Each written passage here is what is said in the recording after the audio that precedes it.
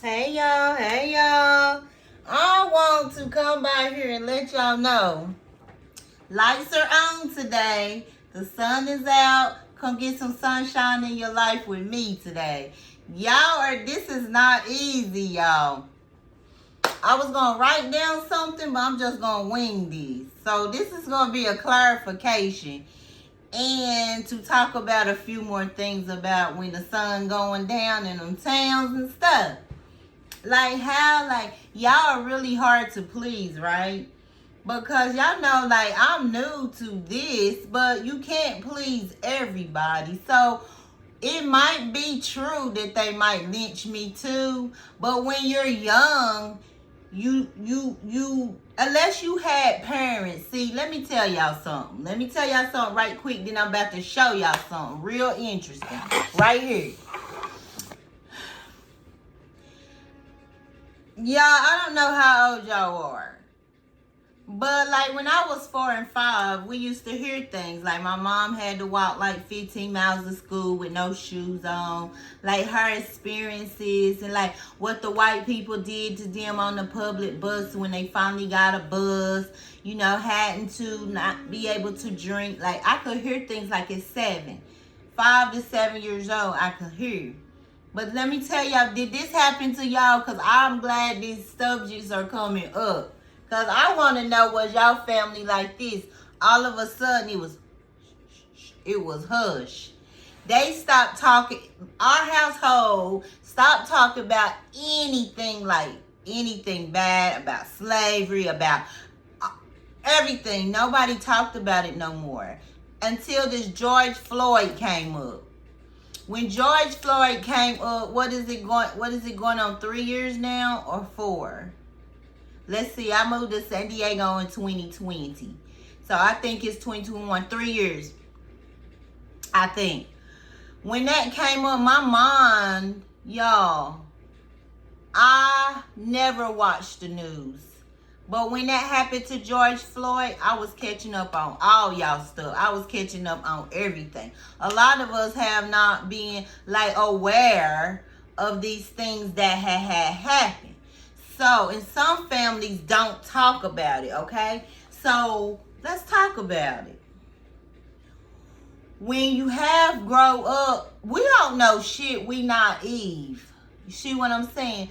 So, this was in 2006. So how many years ago this was when I was telling y'all about what happened to me with the white supremacists.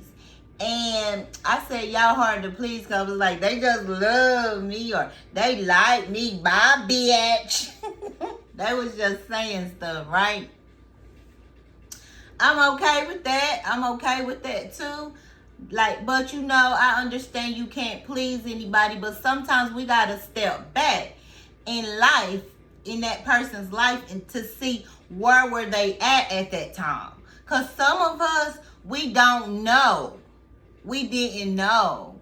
For real, it was like Jim Crow, all the bad stuff, Central Park, everything. It's like our parents, my parents, some of our parents, they hid that shit from us. Like, for real, they stopped talking. It was like it was taboo. It's like, shh, let's not tell our children about this. Because we want our children not to know. So if they don't know, they're just going to go in this straight path and they're just going to go and they're going to feel free and they're going to feel like they can do whatever they want to do. And then when you get out there and you start seeing these little kinks in people, you like, and then it's like, I can't believe they treated me like this. And like, wow. And you'll just start seeing it consistently once you start growing up, going amongst them. Now, let me tell you, my first baby daddy, he lived in Atlanta, Georgia, and I met him at 18 years old. He had not ever met a single white person in his life. So you can go somewhere where people just never met or been with white people. You really can. Like, and then like with me, he started to come out a little bit and explore and things like that. And then my first husband, he like from Miami and ATL. My family got like a cabin in the woods up there in Gatlinburg or Pigeon Forge. I think it was Pigeon Forge in Tennessee.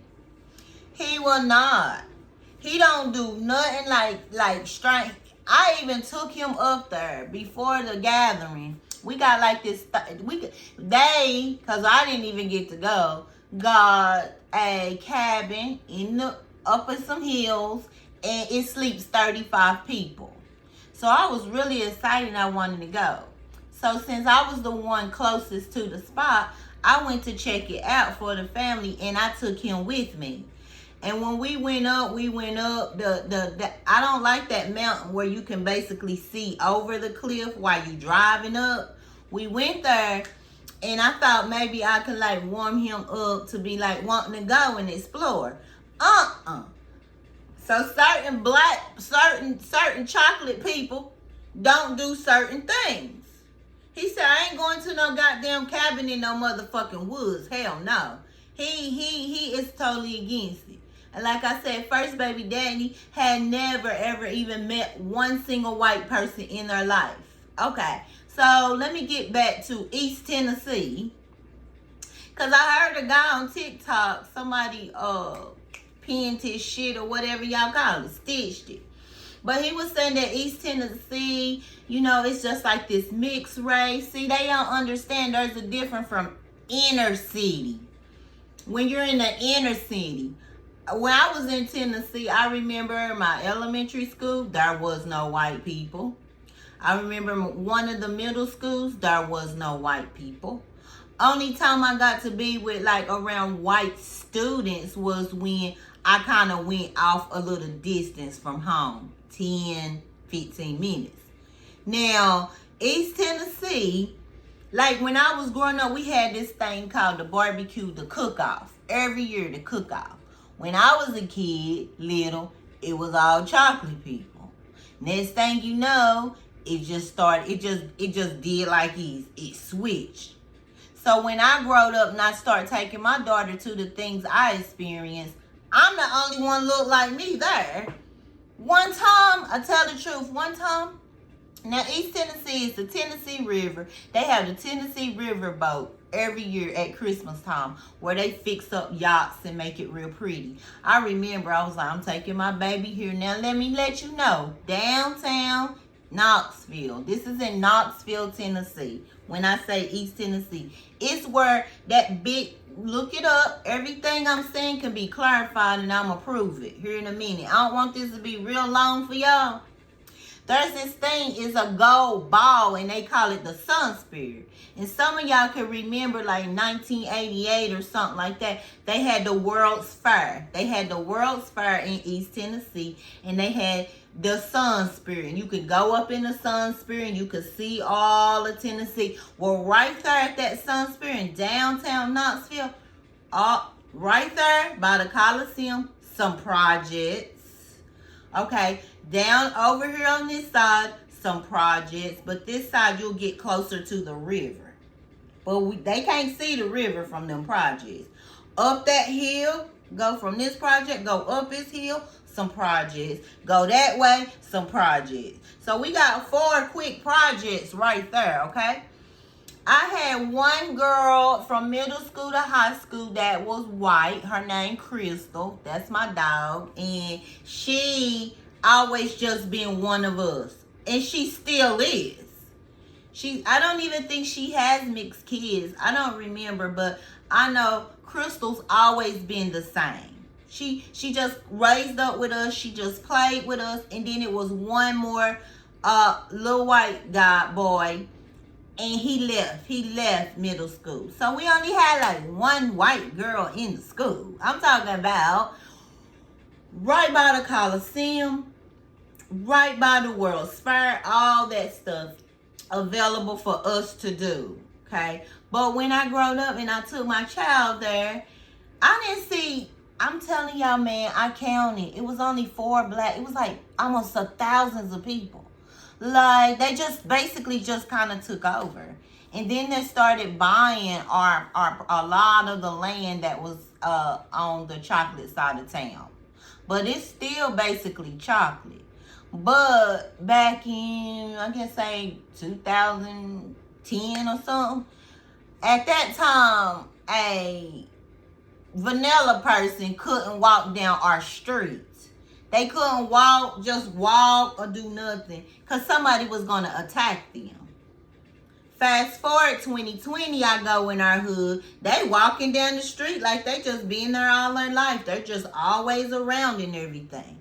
So the transitions that we like go through, and back to it, some people just don't fucking know. When you hear them people, you be like, where the hell did his ass go with them damn people? Because I was one of those ones. So here it is, 2006, and I'm going to show y'all my reward I was talking about.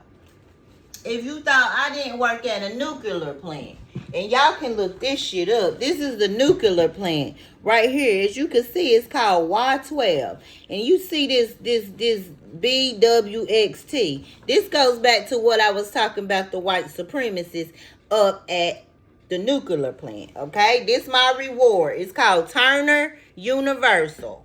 That's what I'm saying. And I got the newspaper, 2006, and it's got my freaking picture. Y'all probably can't see it. I was the only black female. It had maybe 4 black guys that worked at the plant. But it's just so crazy that when they took the picture, you could actually see a black guy and me. But the rest, so I kind of, it's old, but damn, can y'all see?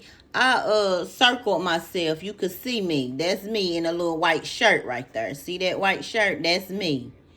Okay, and this is all the people, cause when I got the reward, they had a big ceremony dinner, and it said the ceremony marks project milestones. Okay, and this is Anderson and Blunt, Tennessee. This is where it's a nuclear plant.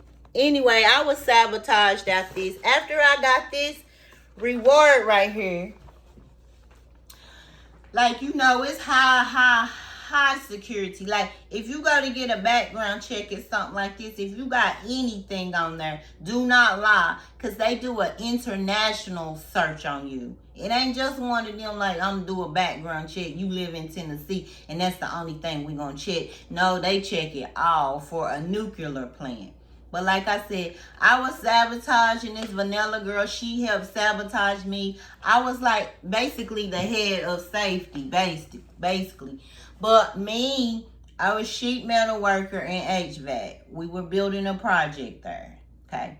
The white supremacists was there. And everybody knew they was white supremacists. At that time, I didn't give a care who was a white supremacist.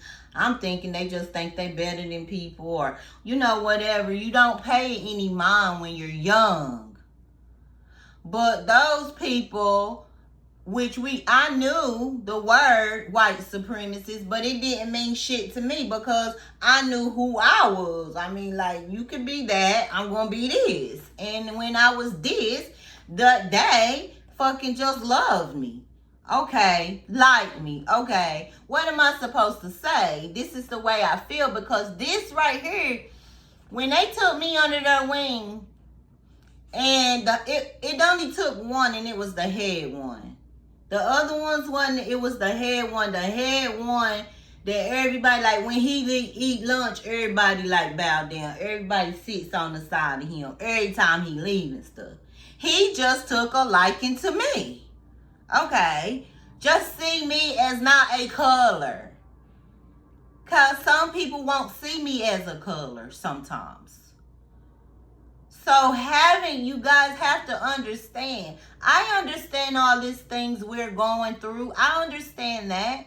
You just can't feed into the bullshit, because for number one, you don't need, let me not. Look, love is love. Love is love, and you have to decide which way you going to go. Are you going to love or you going to hate? This is not your battle. This is the Lord's battle. He will take care of this shit. All you have to do is keep a clean heart and be you. And those that you don't think that like you, it doesn't matter. They can still some people have a hardened heart. It's like me. I tell my daughters they can turn a mad pit bull into the sweetest little puppies. My little girls, my daughters, I don't care what type of person you is, you get up under them, you gonna instantly change. And that's what it's about, y'all. We don't have to hold on to that shit. Because it's not our battle. When the Lord says move, then it's time to move. When the Lord says stay, stay.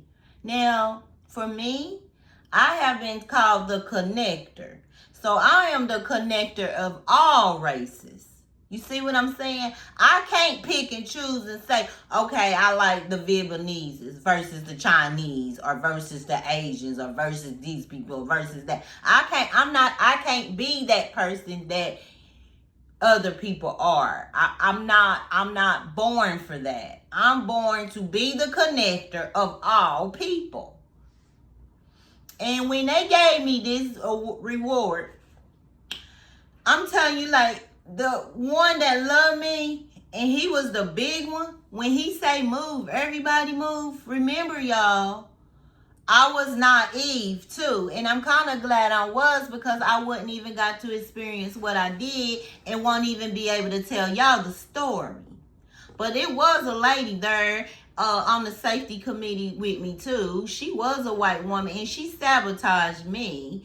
Like, right after I got my reward, and a lot of people turned their back. We were like this all in a circle, because we work out in the morning. We work out, we stretch, we do this in a big ass circle.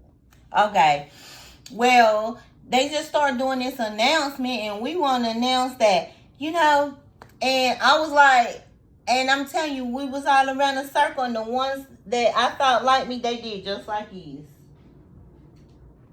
They all just turned their back. They really turned their back on me. And I thought, and so when you're like us, or, you see things, but you really don't know, you know what I'm saying? Like, you don't really know about racism. You don't really know about racism, because you never, like, experienced it. So when they invited me, that number one white supremacist invite me after work, we get off at the plant. It's this big construction plant. We get out, Sabrina, you want to go with us? My ass, I went up there with them. I had drinks with them and everything. Had fun and went home. And then when they gave me this reward, the head chief of the white supremacists, he said, let me see it. I gave it to him. He looked over it. He said, take that back. So 2 things was wrong on it. I remember this one. It says BWXT. This, they had it as an M. They had that as an M. And they messed something else up. Okay. He said no. He said they spelled that wrong. When I gave it to him, he said take it back and tell them to correct it. Y'all, the guy that gave me the reward, the other one, he got fired. He didn't even get this show back up. Everybody was so pissed I got this certificate. They fired him.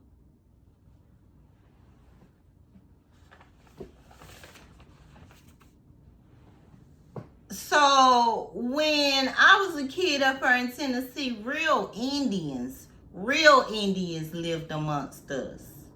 We go, wherever we go, we see Indians, and we see most of the white people own the little grocery stores and all the little stuff around. Like, we didn't own much. Now, we used to in East Tennessee. Look it up. I'm so scared to look it up, because after George Floyd happened and my eyes start waking up and I started seeing stuff, I started doing research on stuff and everything. And then it was a big race riot in East Tennessee, downtown Gay Street.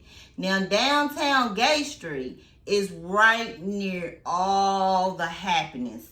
It's downtown. But remember, we got 4 projects.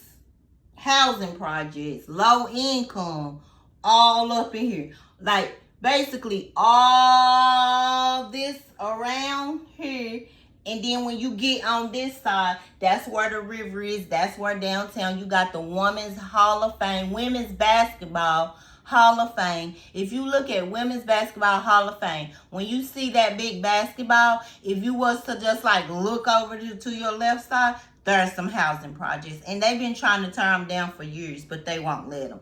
Like, the chocolate people there, they really up on top of their game. They not letting nothing go on up in that town. But when I took my little baby girl to the boat parade, the Christmas boat parade, I'm telling y'all, it was only 4 black families that was in there. We don't even get out and enjoy our shit. We didn't know. I had my first daughter at 23. So I was maybe like 26 because I remember her being 4 or 5 years old. So we would, like I said, I didn't really like start studying and getting into it until after George Floyd. Families didn't talk about this shit. And a lot of them still don't. And then those children get out here and go to college and get N-words scratched into their bodies and all this stuff. They're surprised. They don't understand. But that boat parade, I never forget. And I asked my neighbors, I asked my community, because I've always been one of them, not adventurous, but like one of those persons that's always into stuff, advocacy and things. I always talk to people, anybody. And they said they don't fuck with them. They don't fuck with them. They don't want to be around them. They just basically let them take over shit. And they don't even participate in the activities anymore. From coming from when I was smaller, from them damn barbecue cookouts, we all used to go. I'm talking about, y'all, it was so many people. And they roast pigs. And they do all kind of barbecue all day. I was little. It was chocolate folks in there. Oh, not no more. Not no more, and not even a lot of chocolate people even cook anymore. They don't go down there. They don't intermingle. Like I said, I'm the connector, y'all. So y'all, some of y'all love me, some of y'all hate me. But I have to like give y'all my story and let you know what I'm saying, no, like where I'm coming from on this, and y'all my brights. Y'all are my brights. I call y'all bubble brights. I call y'all darling dogs and diamond dogs, and I got all kind of names, but y'all my brights. So bright people will be on here. Because you can't just come and say, oh, you said they love you, you is this. You don't know that person's story. You don't know what that person, you don't know that person's history. You don't know nothing shit about them in order to be saying, oh, okay, you said white supremacists love you. All I know is when he said, let me see that paper, and I gave him that paper, he said, nope, he told me. That's why it was like, no, he liked me, not them. He fixed my shit. And he wanted my shit done right. Now, if that don't mean that damn man care about me, then I don't know what else to tell you. He cared about me, and he told them to fix my shit, and I still have my shit to this day. That I worked at a nuclear plant, but y'all, let me tell y'all another right story. Let me tell y'all, I'm going to let y'all go. I'm going to tell y'all. Please just bear with me, because y'all are going to love this freaking story. Me and my big mouth, just like I said. Oh, the white supremacists love me, and somebody, yo, me and my big mouth, I stuck my foot in my mouth the other day. Because I met somebody. He a vanilla man. Okay. And we were talking. I was just kind of telling him about a little bit, you know. And then I do have electrical engineer, but this aside from this one. It's not what, this is HVAC. This is air conditioner and heating units. But then I was like in charge of safety some days, and I look at all teams. You had the welders, you had the pipe fitters, you had the concrete workers, you got the electrical, you got all the little ones to like build the place. So I would go around and making sure that everything was good and clean and, you know, safe. And safety is always first. And plus, I've already gotten 10 hours of OSHA safety. Okay, so enough about this right here. No, actually, it has something to do with this because let me tell y'all the story. Listen to the story. So, and I just got out the hot tub, y'all, at about 10 o'clock because I wanted to go down there and them damn vultures not looking at me like they want to eat me and shit. And, you know, have me a little private, relaxed time. I hadn't did that in a while. My husband, he don't be doing no massaging and shit. I was like, honey, let me get on in this hot tub that God blessed me with. And it is such a blessing. And that white man gave me this apartment. That white man, when I said a few words, and he said, oh, well, why didn't you say so? Let me show you this one. Now, this one, y'all seen, this a corner. I got the best view in the freaking whole apartment complex. I can show y'all that too. So, yes, I have had people that's look not like me to keep me, protect me, and look after me. That's just the way it is.